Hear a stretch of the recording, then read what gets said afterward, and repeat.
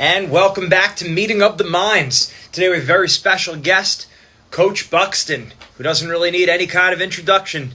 He knows what he's talking about. He's one of the best coaches in the world. We're excited to have him. You know, it'd be real nice.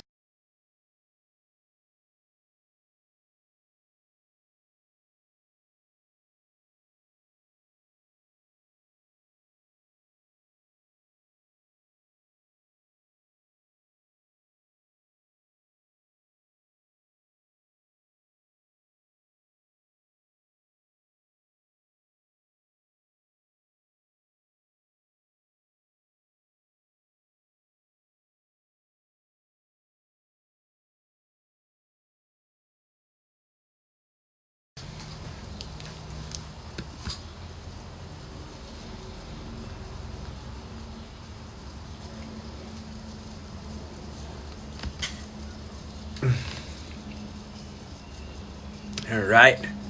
We're excited to have everyone with us with another great episode of Meeting of the Minds. All right. There it is. I see him. All right, Coach, let's bring you in. Go live. Connecting. With the connection sometimes. Coach, what's going on? Gene, how you doing?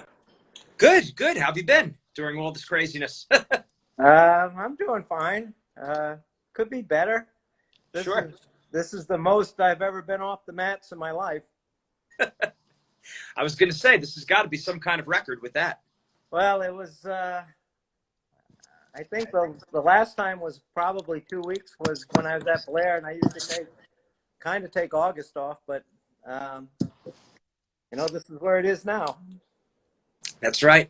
Well, we do the best we can.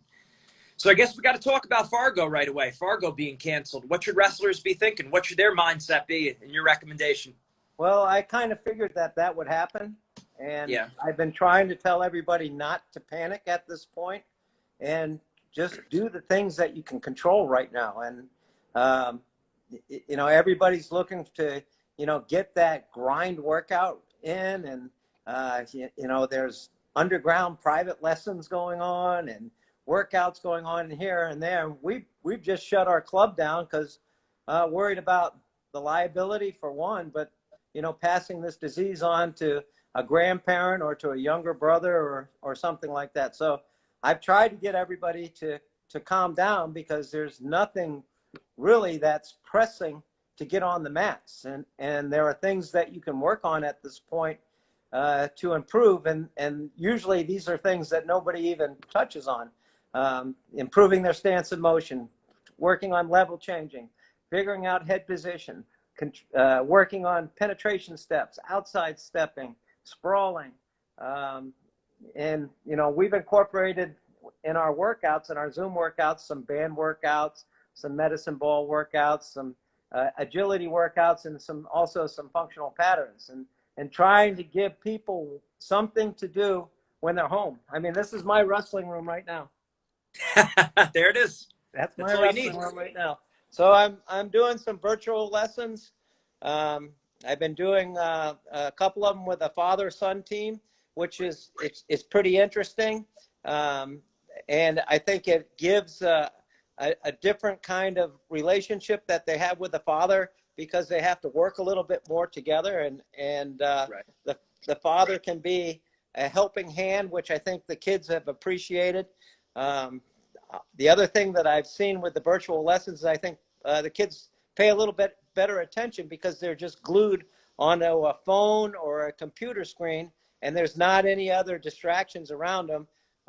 As a coach, as somebody that's teaching, you really have to zero in on right hand here, left hand here, right foot here, hips in there, and have to be pretty dynamic when you're teaching. But I found it to be really good, and it's helped the kids that I've been working with quite a bit. So it's I was gonna say it probably actually. Go ahead. Life has changed a lot for them, and life has changed a lot for me. With my RTC workouts, we're completely stopped right now. So what I'm doing with them mostly is they're continuing their lifting, but I'm sending them a ton of video. and making their minds work as much as they can, making them think about different positions. And someday it'll be a parterre day, another day it'll be a push-out day, another day will be an underhook day, another day will be shot improvement, another day will be snapping. So I'm trying to change those type of categories up, but I'm doing the same thing with my club, where on the Instagram account is I'm putting up wrestling video, almost every night. So they're getting a little bit different and it's high class wrestling, and it's freestyle. I'm going to be moving to some college stuff a little bit later on. It's just that I'm better prepared with the freestyle film and giving it to them. Yeah, it makes sense. And like you said, there's just so much you could be doing right now that kids, unfortunately, a lot of times they're not thinking about it. That's why they need that kind of private lesson where the coach who's seeing outside the box. Yeah. So, the other thing I've tried to get them to concentrate on is eating better. Right. And that's something that my lifestyle is pretty crazy. I'm usually on the mats between 6 and 8 hours a day. So I travel between Lehigh and Randolph in between that, and I do that 6 days a week. And so I'm always eating on the road.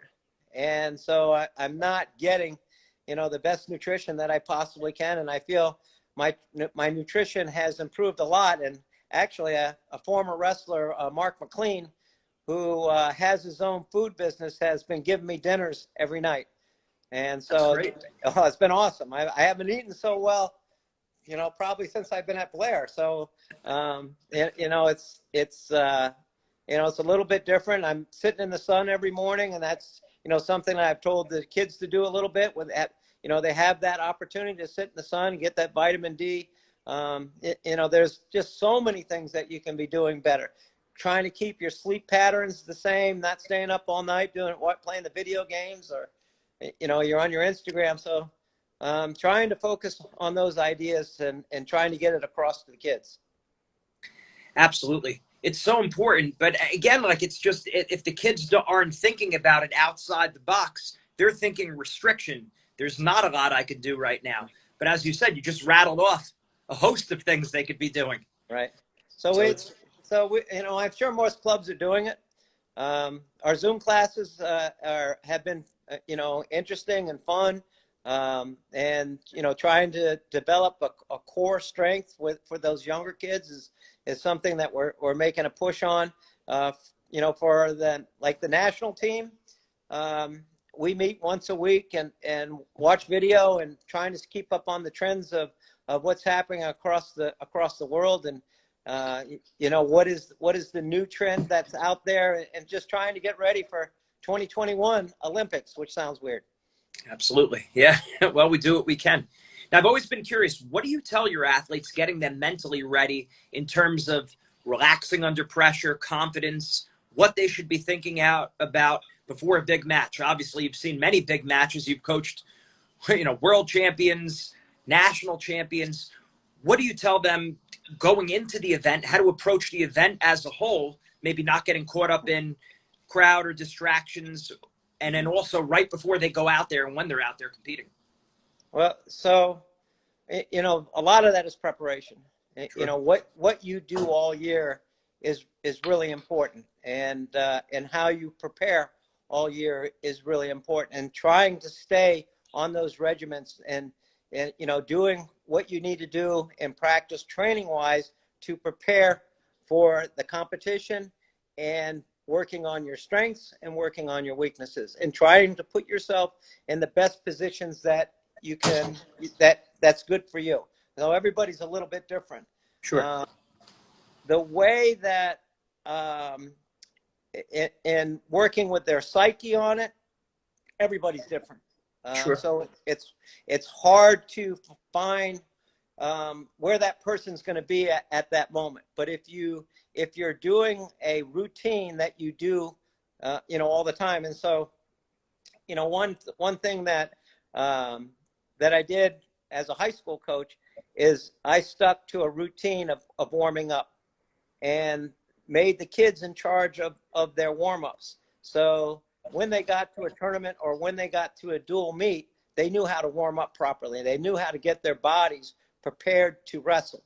So that, I think, is a a big mistake with the younger kids. They just don't know how to do that. And so I would I would give them a routine, or I'd change the routine up a little bit. But I felt it was always important that they knew how to get their bodies warm and how much they needed to do in live wrestling to prepare for that first match in the morning. So, that I felt was something that was really important.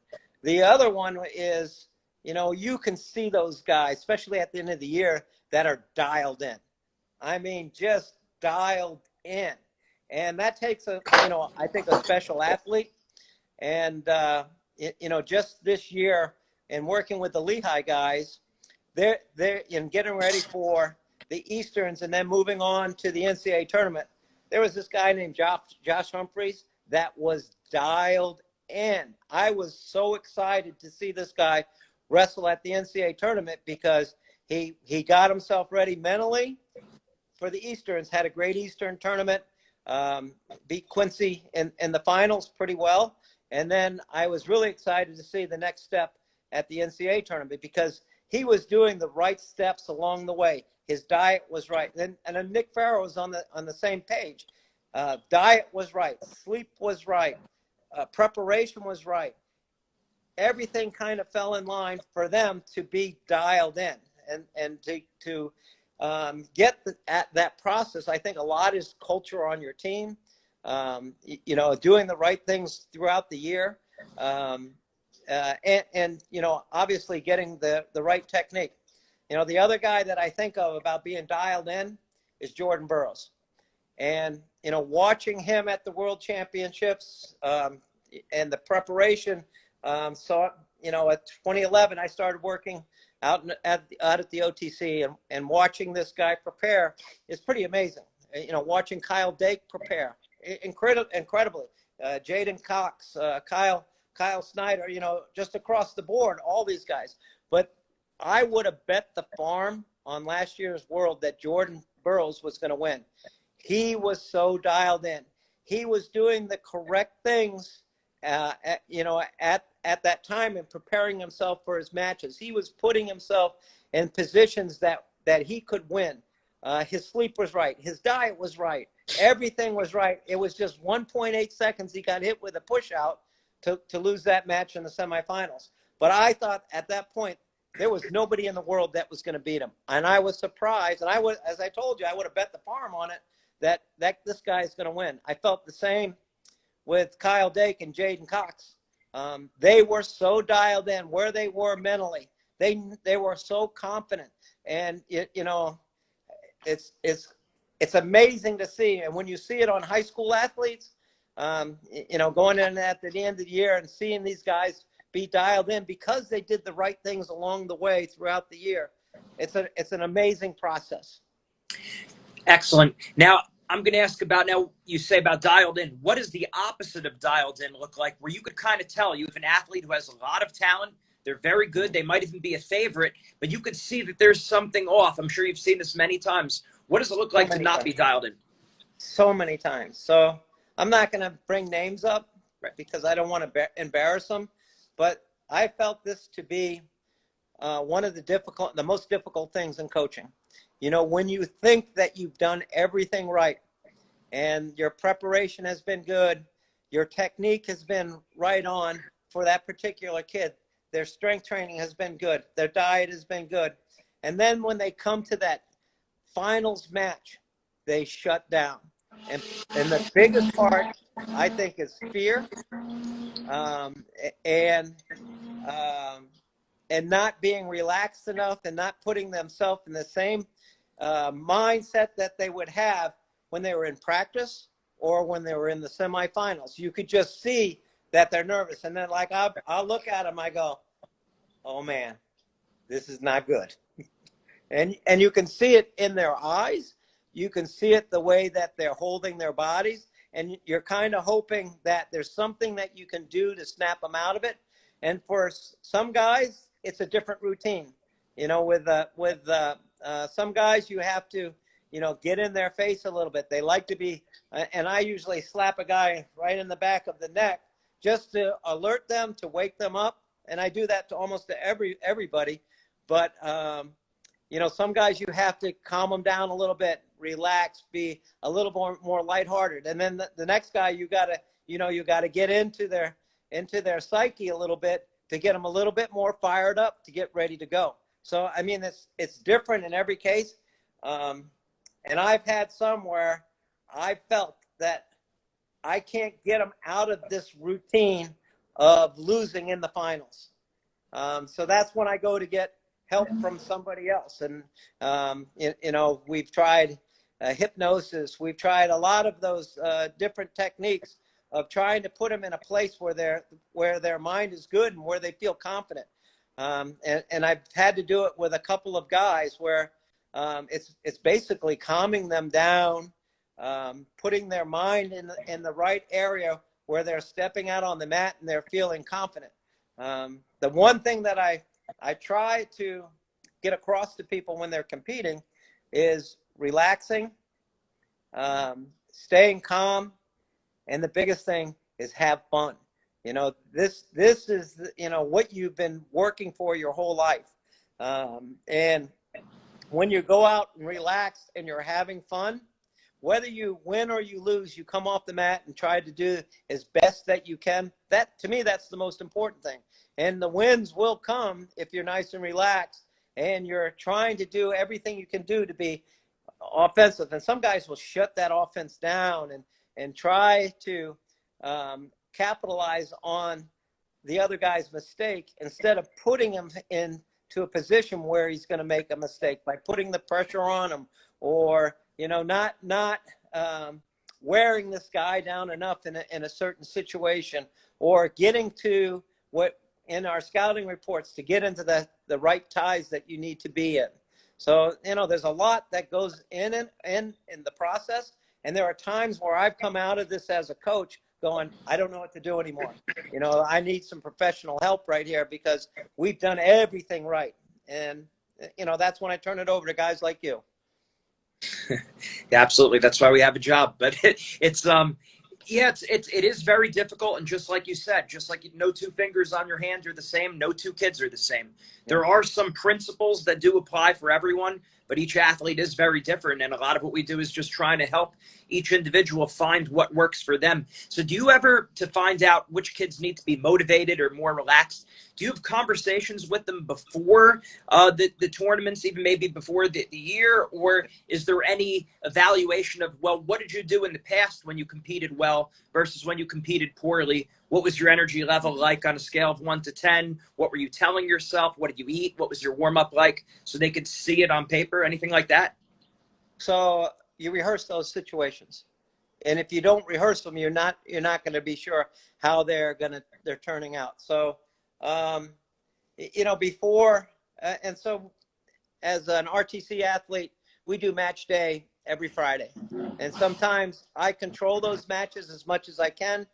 Other times I just let them roll out the way a normal match would happen. But, the one thing that I try to do where I see, desperation, or I see panic, and I try to panic the athletes as much as I can, but it's hard to do in a practice situation. It's not like the real thing. But you try to put them in those type of situations. So a freestyle match is a 6-minute match. And sometimes what I'll do at the 4th minute, I'll have somebody down by 3 points, and they have to work on, getting a takedown turn, takedown push out, something along those points, but to put them under that stress where they have 1 minute to do this in. And then I'll do it with 30 seconds, and then I'll do it with 15 seconds. But I try to do it at the end of matches when they're tired, because people react a lot differently when they're fresh and then when they're tired. So I try to do it in a tired situation. And it's like when I had Steve Mockel on when I was coaching him for 2 years at Blair. This guy had an engine for a big man. And so in order to get him tired, I would rotate grown men on him in practice. And then I had to put up because he got so in good shape from that, I had to put up a big wide pull-up bar, and we used to call it the Mako bar, just to make him do pull-ups in between, just to tire him out. Right. The guy had a big engine, and the guy would really push hard at the end of the matches. So, trying to get people in those type of situations, I think is important. You know, what are you going to do on this single leg situation in this situation, and especially when you're tired, what are you going to do? So I think it's good to try to work those drills when people are in stressful situations, when they're in tired situations. But the other thing that I would do on match day, when I was in high school, when I was coaching in high school, is I would make them make a certain weight, so they would practice under, you know, just to see what they're even going to look like down close to weight. And you know, it was not in a wrestle off situation, but you know, the other thing too, put the singlet on. You know, the singlet feels weird, and you know, even at our club workouts, if it's during the folk style season, you have to wear your headgear. Get used to that guy. And so, you know, a lot of kids, you see them when they first are going, is, you know, shaking their headgear. So trying to replicate a situation that seems to haunt kids is a hard situation to get them out of. And trying to recreate these in practice is something that I've always tried to do, sometimes with success, sometimes without success. You can't get them out of that bad habit, you know, of there's 30 seconds left in the match and they're winning. And why do they take a wild shot at that point? It's nerves. And, you know, it's for those offensive guys, that's all they know how to do.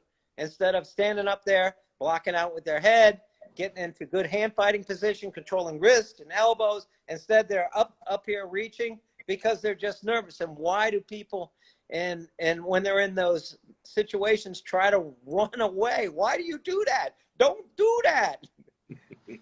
Absolutely. No, that's great stuff. And when you create those match days, will you have teammates watch just so they get that performance anxiety competing in front of people? I used to do something a little bit mentally tough. I forget what we called it. But at Blair, in the new room, we had 3 mats. And so in the middle mat, I had put the entire team around the circle of death. And so 2 guys would go out and wrestle. And so in getting ready for the Ironman tournament, the people are right down on the mat. And there are old ladies yelling at you. You know, I saw one time a friend of mine, the guy has passed away, but his name was Tringe. He had an old lady squirt a bottle of water on him while he was coaching. And so the next time he came to the same chair, I brought an umbrella over to him. But these people are on top of you at the Ironman tournament. So I wanted the guys to get used to a loud situation, a hostile situation, and the kids were allowed to yell anything they wanted, but they couldn't say anything bad about their mothers.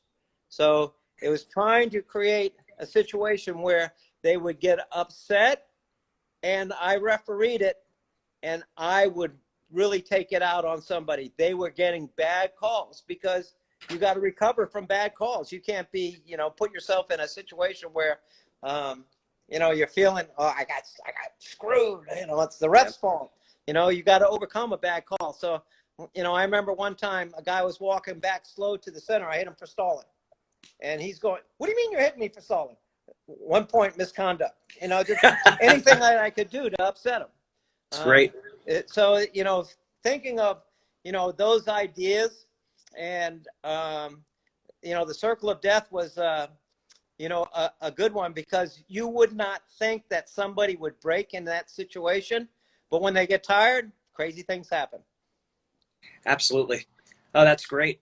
And I love all of that. I think that's tremendous for the kids. I'll give you a few specific situations now. So scouting, how do you balance that where the kid doesn't get overly concerned with their opponent and now they're thinking too much about what they're going to do versus what they're doing? Because from my experience, what I've seen, the athletes that have come to us, for every one person scouting has helped, it's hurt 20. How do you balance that? Maybe it's different at higher levels. What do you think? Well, one, I think it's important for a guy to see what another person does. That's one thing. For me as a coach, I'm trying to work on what's going to make them win and not focused on what the other guy does. So, you know, if you know that the guy has a great high crotch and he shoots with his right hand, we're going to try to tie that right hand up. But we're not going to say, wow, that guy's got a great high crotch. You better look out for it. Try to control the wrist. Don't let him get the shot off. And trying to put them in, and you got to put them in the situation or else they're not going to understand it. But try to make it so as positive and not building up the other guy so much about, oh, he does this really great. He's a great writer. And, and this is what you need to do on bottom to get out. And show him what the situation is and then work on that situation to get out. What he needs to do. Things that he needs to do in the match, not things to avoid. That's good. You need to, whether it's you got an underhook guy, you need to be blocking out on that underhook, working on your thumb blocks to the elbow, circling away from it, but get to this shot. And being positive on what they need to do instead of what the other guy is doing. So more just bringing it up, more kind of like in passing, but now we're going to go to work working on this position, not dwelling on it. So with the senior level athletes, they're different. You can say anything you want to them. They're grown men. They don't get their feelings hurt, and you have to be specific on what they need to key on and what they need to do in that match. Very important. Very important. With a high school kid, a lot of it is about educating them in the situation. So if we were getting ready for a certain team that did certain things, like Great Bridge was a great Granby team. So we would work on countering Granby's almost 3 to 4 weeks out. St. Ed's was a great shuck team. Not St. Ed's, Easton. They used to do slide-bys. Because the first time we got hit with it, one of our best kids got beat because he got slid by twice early in a match. And I wasn't ready for it. So, the next year we were ready for that type of situation. St. Ed's would try to collar tie and pull down on the head. Same with Graham. They were easy to get prepared for because they never came out. Every kid kind of did the same thing of pulling down. But there are certain things that high school kids need to learn, and you got to set these things out prior. And I would try to do it 3-4 weeks out instead of, hey, the day before, we got to get ready for this. So that's a great point. 3 to 4 weeks out. So in trying to working those drills into practice, so they were just like second nature for the younger kids. There's so many things that you're trying to teach in high school. There's so many facets that you're trying to deal with the sport. So I would take a calendar and try to write out things I wanted to prepare for during that year instead of trying to do it all at once. And that made it a little bit easier for me. Okay, so we don't wrestle this team. I can worry about this at this point. Just a way of organizing yourself a little bit and having a plan moving on. Right. So would you want your kids, the athletes, to actually watch the video on the opponents, or would you recommend coaches more, they should do that homework and then they communicate it to the kid? So not at high school, they don't even know what they're looking at. They watch a video. Oh, that was cool. And they're not keyed in. I think kids are better at that now because there's so much video available.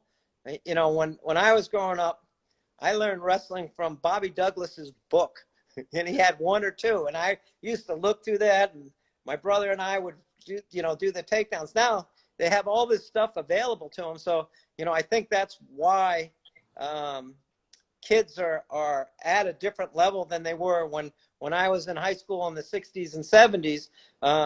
It's just a completely different.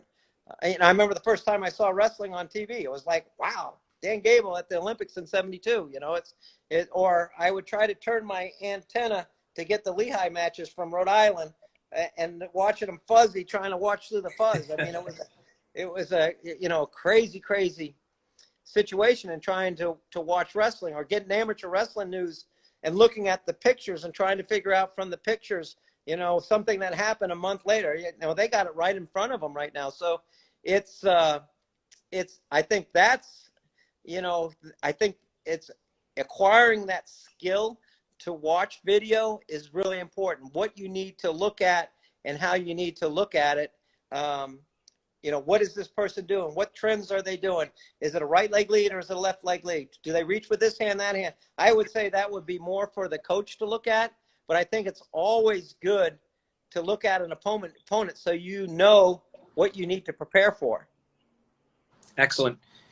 You brought it up before. First match of a tournament. I could go into any club, anywhere in the country, and ask, what's your worst match of a tournament? They always say the first match of the day. What have you seen to be the most success in dealing with that first match? Warm up, proper warm up. What's the timing look like? The timing for the warm up look like? How soon close to the match? So generally it's an hour out. You start your warm up and you ease into it. And so like if it's a heavyweight and the tournament starts at 9 o'clock in the morning, that guy's not going to wrestle till noon. So there's no reason to get him warmed up at 9, but an hour out just to start to get his body warmed up, and then get him into some live wrestling. So and every kid will tell you this, that in practice their second match is better than their first match. So try to make your first match your second match of the tournament. Get your body prepared. The other thing that I hate to say it because it's kind of the underscoring thing in wrestling is your diet, and that you're eating the right foods after your weigh-ins. And I think that has a lot to do with, especially with high school kids. They go out and drink a Coca-Cola after they got off the scale and eating a chocolate bar. Getting the right foods into your body is really important. And how was the weight cut? And hopefully it wasn't a big weight cut but some kids are put in that situation that to make the team they got to do a little bit more of a weight cut, so more than they probably anticipated, or it was a bad week. So trying to understand all those facets. But I think the warm up is probably the biggest thing, and that's something that you need to test out as you're moving along in your career. And that's why I think match days are important. Are you ready to step out on the mat, and are you ready to wrestle? And like I said before, try to make your first match your second match. And would you recommend them do a full match or a truncated match? Yes. So maybe it's 3 1-minute goes. Maybe it's 30-second hand fighting 4 or 5 times. That's something that you need to figure out. Maybe you don't have to do a whole match, but you do need to get some live in there. Excellent. Talk about energy management at a tournament. So you have the NCAA's 3-day tournament, New Jersey State's 3-day tournament. You spend a lot of time in your own mind, assuming you're in the championship bracket. What should they be focusing on? What should they be doing, not doing? Do you get out of the arena? What do you say? Get out of the arena. There's no reason to stick around there all day. That's just going to tire you out. Go back to if you have an hotel, go back to the hotel. If you can get outside, get outside, get some fresh air. If you can get some sunlight, get some sunlight. Those are all good things to do. Try to get something else to occupy your mind. Don't be afraid to, in those situations where, you only are wrestling 2 times that particular day, you're preparing for those 2 times. But if you get thrown in the loser's bracket, it's all hell. You got to go 5 or 6 times. That's one thing, coaching a bunch of good kids, they only have to wrestle a certain amount of matches, and then you can get them out of the facility, bring them back to the hotel, or go somewhere where they can relax, listen to some music, but just to get out of the arena, or even sleep. If they can sleep at the arena. With that state tournament, I wouldn't have a guy there watching the entire day, or at the NCAA tournament watching all those other matches, because that just gets you geared up. Of course you want to follow your teammates, but at those times, it's time to be a little bit selfish, and you need to focus on yourself and get ready for yourself. Yeah, we've even seen that at dual meets. if you're coming up and your teammates are wrestling, you don't necessarily want to be on the edge of the mat because they're not listening to you anyway. They're supposed to be listening to the coach, and you're thinking about the team score. You're thinking of, the athlete who's warming up is looking at the team score, watching the match, the racing thoughts, your stomach's going up and down. Your best way to help the team is to get yourself mentally and physically ready. Would you agree? I would agree. So, but I also like the team camaraderie also. After that you wrestle, and the one thing that I tried to do from being a high school coach is the only kids that could wear the headphones were the guys coming up to wrestle. They could listen to their music. Right. After they were done, they got to be good teammates and cheering their guys on. That's just good team camaraderie and developing team camaraderie, I think, is something that can influence one of your not so strong kids to move up a level.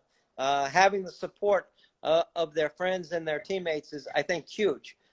So I wouldn't want them to be sitting on the bench, looking at a cell phone or playing with their music, to be focused on what's happening, and that's supporting your teammates. Absolutely. And talk a little bit about peaking. Again, you've worked with some of the very best in the country, some of the very best in the world. What do you see common trends? Again, every kid is a little bit different. But what are some things you see they have in common as they're gearing up towards, I don't like to call them bigger tournaments or smaller tournaments, but, at the end of the year, what they've been training for? Recovery, sleep. I used to work with Team New Jersey, and they would have a training camp, 2 weeks outside of Fargo, or maybe a week outside of Fargo, and they would bring the kids in, and I'm just going, stop the madness. If you haven't done the work before now, it's too late. But they were killing the kids at that point. They're doing 4 workouts a day. I think that was something that was fixed as time moved on. But I think that happens commonly out in a lot of states where, they bring these guys together and, 1 week out to go to Fargo, and they just crush the kids. At that point, things need to be slowed down.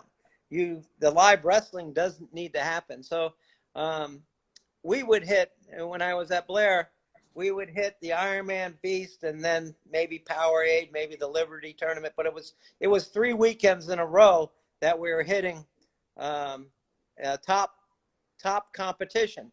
And the weeks in between those tournaments were actually rest times, recovering, working on mistakes, maintaining their diet. It wasn't a grind out situation, and the same in preparing up towards those tournaments. And it was unfortunate that your biggest tournaments of the year occurred in December. So you had to get the kids prepared for December to win a national title sometimes, or it would come later in the year. But the rest in between those matches, I think, were important. And so I set up a schedule that we only wrestled on the weekends. So there wasn't the make weight Tuesday wrestle, make weight Thursday wrestle, make weight Saturday wrestle. That kills you. I mean, that's a long week, making weight 3 times and competing 3 times. So I tried to make it so we only wrestled on the weekends. Sometimes there were dual tournaments where I bring 45 kids to go wrestle and share the wealth with the entire team. But the important part was to do your training and then calm your training down a little bit and just focus on being sharp, knowing what you need to do in those matches. And, for like the end of the year or coming up on the Ironman, our practice would probably be an hour long, no longer than that. And, not having a grueling 3-hour practice one week from the States just doesn't make any sense to me. It just wears the kids down, where you want them to be as sharp, have as much energy as possible. And your build has to happen throughout the season sometimes. Sometimes you train through matches. sometimes the kids would say to me, why are we going so hard? Don't worry about it. You got to trust me right now. We're training through this match in preparation for what we're doing here. And, for the most part, I would say that I've been lucky. I have athletes that have trusted me 100% and believed what I was doing. Going through that cycle of preparation, you kind of get yourself in a routine. And I think those routines are important, and kids understand routines. But, trying to, at the end of the year, we need to get those extra workouts in. No, you don't need to get those extra workouts in. The preparation the hay's already in the barn, right? The preparation is already done. It's about being, I think, well rested, and especially at that end of the year, you're really excited about the situation that you're in. If you're coming to the end of the year and you're dragging and you're tired and you can't wait for the season to get over, that's when you're going to have failure. I think getting to the end of the year and that built-up excitement of that Josh Humphreys dialed in, everything has gone right, coming up to the NCAA tournament is going to be, a fabulous thing. That's what I think you're working for. Absolutely. And how far out should they be tapering? 1 week, 2 weeks? I usually would do the start. If I was coming down to the end of the year, it was almost a week and a half to 2 weeks where I'd start tapering it down. Definitely the last week was a pretty light week, but I would still work in live wrestling during that last week, but it would be shorter situations, and they would try to avoid positions or situations where guys can get hurt. So I would change it up to maybe some hand fighting matches. I would change it up to, maybe some 30-second goes, trying to do whistle starts a little bit more. One match, so I'm going to be out of shape by that time. So they believe that they're going to be still in shape. Excellent. And then during that taper period, is there anything specific you're telling them to do where it's, I don't know, maybe massages, more stretching, not thinking of wrestling the whole night, possibly? Anything like that? I try to keep routines. If massage is part of their routine, then massage. But, that's something that I think guys should be doing all the time. It's probably misunderstood a little bit on the high school level, but on the college level, or even more on the senior level, there's a lot of massage work. So out at the OTC, or when we go to travel for the World Championships, or even any of the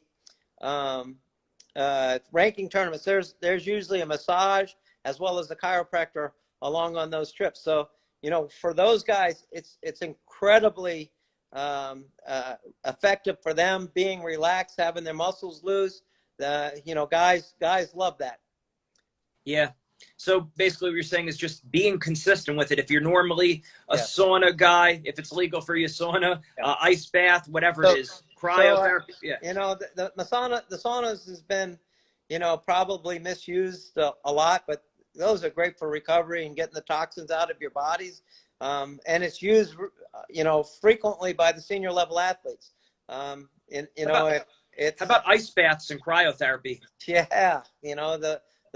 Those are great recoveries, and for recovery days, that's actually what guys will do.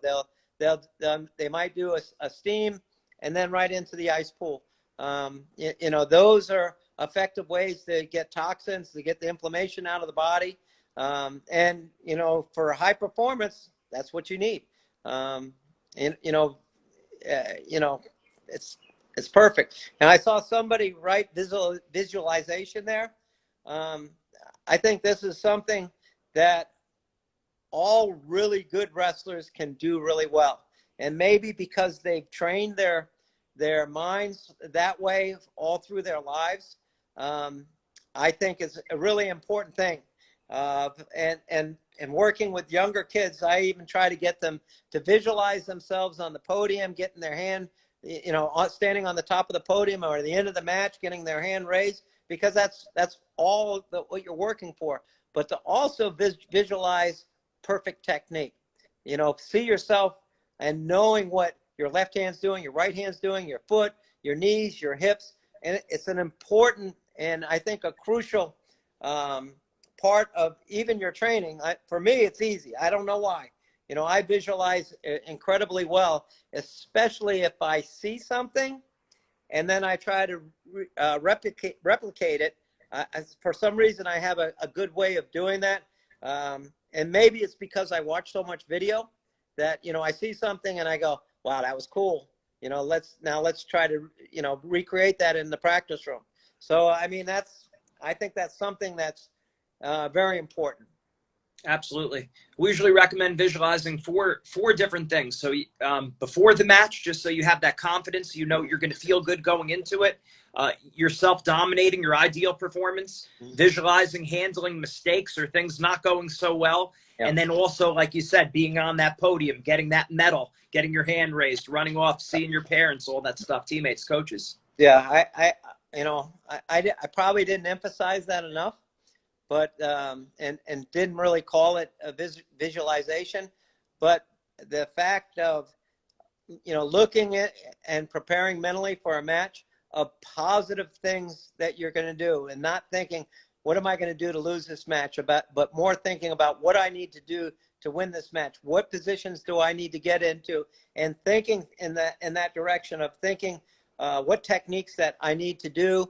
And you look at the best guys in the world or the best guys at the NCAA level, they always put themselves in positions that they can win. And it's important that they wrestle that type of match. You know, there are some guys that are really good at funking, so they're going to put themselves in that type of match, and where another guy is not very good at that, try to avoid those type of situations. Excellent. Excellent. Parenting. I'm sure you've seen it, you know, coaching some of the best, seeing that there's some situations where parents ruin the kid's career. Well, they make them hate wrestling or hate them. What can parents do concretely to support their kid and to help their career and at least not themselves be the problem? So, I mean, I'm a parent.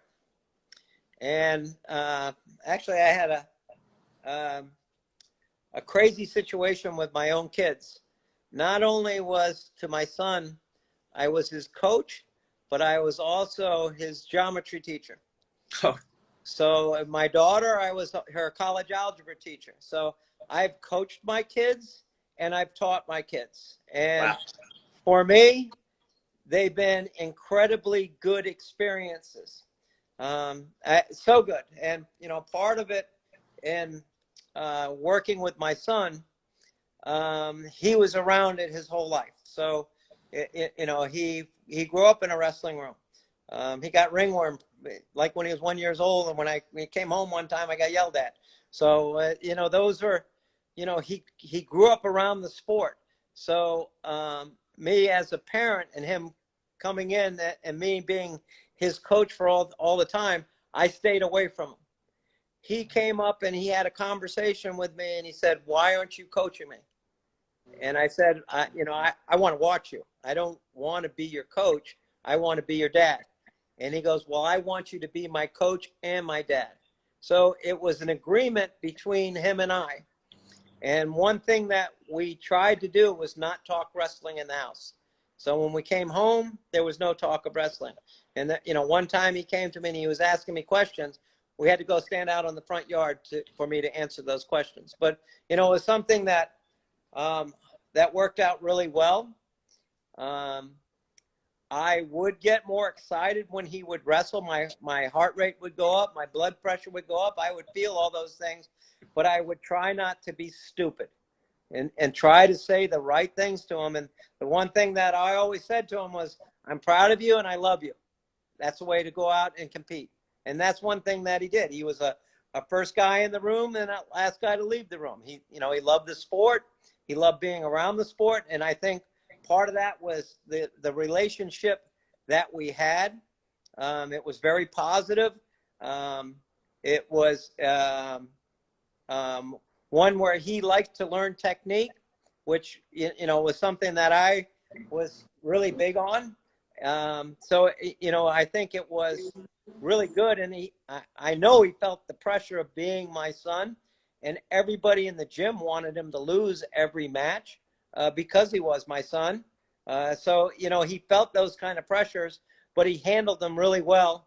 Eventually went on to Harvard and wrestled at Harvard, had to stop wrestling because of concussions, which was, you know, really a difficult thing for him. And, you know, he's asking me, how many concussions have you had? And I said, we're not going to talk about that because it was a different time. I wore a football helmet that had rope suspension in it. You know, I got knocked out almost every game because my helmet was a weapon. And so, you know, you learn things as you move along. And being a good parent, I think, is important for a wrestler, and trying to be as positive as you can and trying to support them in a positive way is really important. You know, not getting on them about, hey, you need to do this, you need to do that. That should be the coach's job. But, you know, trying to give them the opportunity to be in the best situation that they can, I think, is important parenting. You know, if somebody doesn't want to do it and you try to push them into it, it's not going to work out. And I think that's why I had such a good relationship with my son as far as wrestling. It was his idea always. And, you know, when he was, I want to say in the second or third grade, he wanted to start wrestling. So I bring him to wrestling practice, and I would sit over on the bleachers. And then he wanted to go to Red Hawk, so I bring him to Red Hawk. And, you know, I go sit in the back and grade papers. And so, you know, I've been around those parents. I've had some really rough parents, and I've tried to educate my parents as best that I could in explaining to them what the process was going to be throughout the year, what our culture was going to be on our team, what I expected from them, what I demanded from them, and you know, this is going to be our cycle of training. Here's what we're going to do, and let me be the coach. So that, you know, that's a hard break for a lot of kids moving from junior high into high school and working with their kids. There's usually a better separation in college when that happens, but there's still, you know, that overbearing parent that, you know, is the helicopter parent that's trying to manipulate everything that they can do. If they can let them go and do things on their own, like they do in just about everything else they do in life, they'll find that they're going to be able to succeed a little bit better, but provide the opportunity for them to be in that situation. You know, for my son, he said, I didn't say, you need to go to this wrestling club. He said to me, I want to go to Red Hawk. All right, let's get in the car. Let's go. Instead of, you know, you have to go to this club for this reason.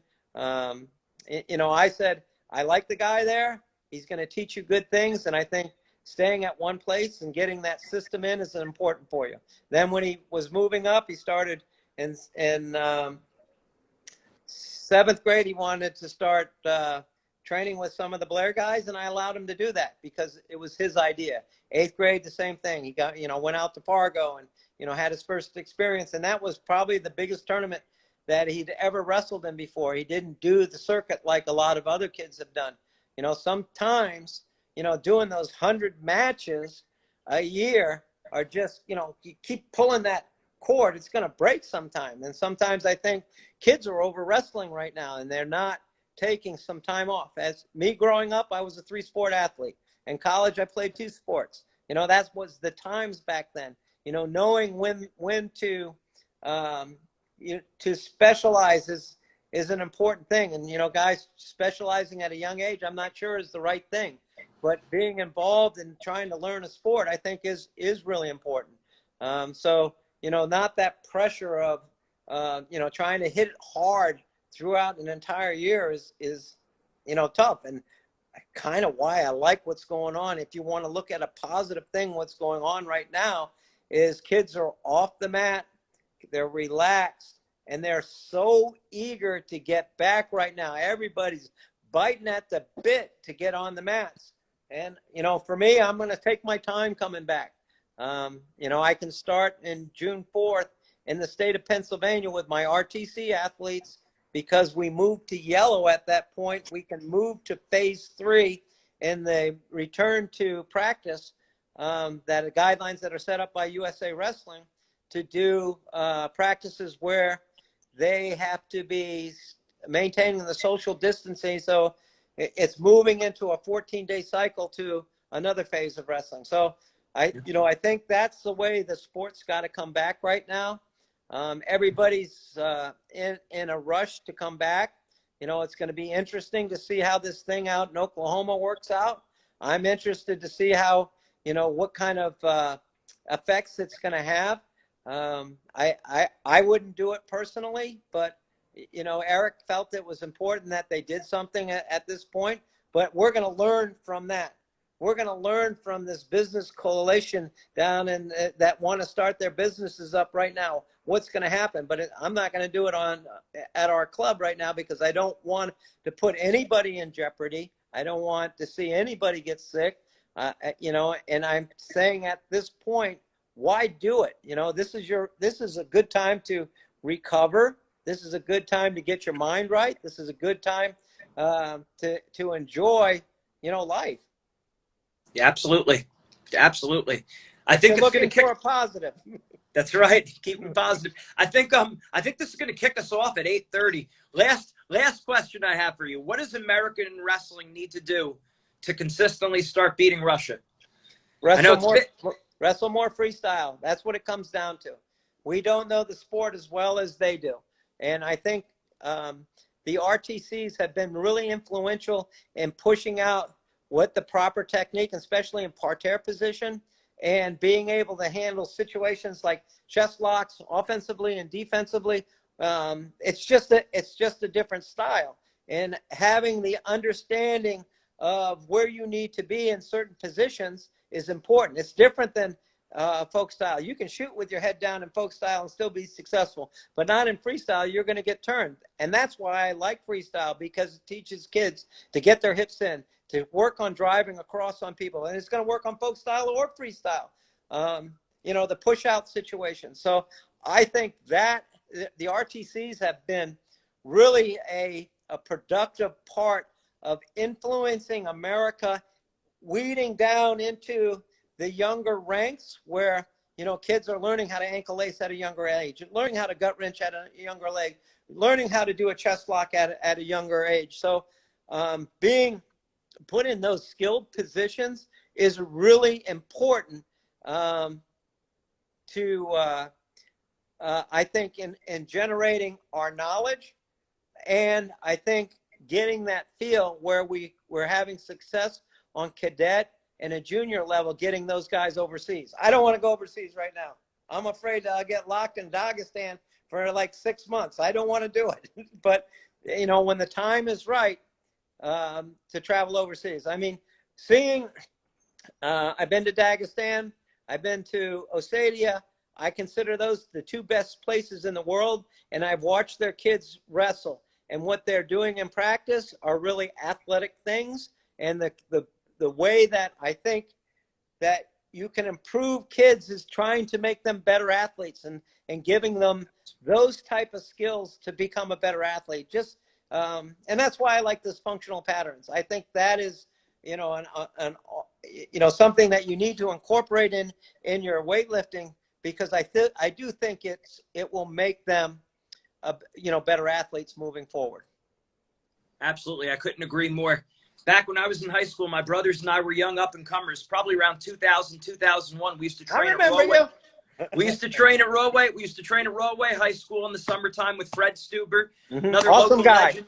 And we asked him back in high school around 2000, 2001. I think my dad asked him, who's the best coach in the state of New Jersey? And he said, Jeff Buxton. And he said, who's the second best coach? And he said, his assistants. So he said, it's going to be tough to beat Blair. I don't know about that, but we went a lot longer than I normally do. But if I have a legend on here speaking live, I'm going to capitalize on every single second that Instagram gives me. Thank you so much for all your answers. This was incredibly helpful. I didn't realize we're on for an hour. We could have gone longer. I didn't realize we're on for an hour. Thank you. All Coach. right, Take care. Stay safe. You're welcome. Bye. Yep. Bye.